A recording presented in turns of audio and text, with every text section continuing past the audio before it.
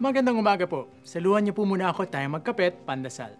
Pebrero na at sabi nga po ng ilan, ito raw pong buwan na ito ay buwan ng pag-ibig. Kaya pag nilayan natin ngayong Pebrero ang iba't ibang mukha ng pag-ibig.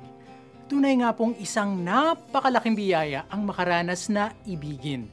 Subalit huwag nating kalilimutang isang malaking biyaya rin, ang umibig. Ang umibig ng ubos, lubos at taos. Isang biyaya ang magising at umibig at hindi kinakailangan ng mga magagaarbong regalo tulad ng mga mamahaling bulaklak, tsokolate o alahas upang malaman ng mga minamahal natin na mahal nga natin sila. Higit pa sa mga bagay na ibinibigay natin, ang tunay na biyaya ng pag-ibigan ay ang pagbabahagi ng ating sarili ng ubos, lubos at taos. Ang pakikinig, ang pakikiisa sa panahon ng lungkot, ang pagdiriwang sa panahon ng kagalakan ay mga regalong hindi matutumbasan.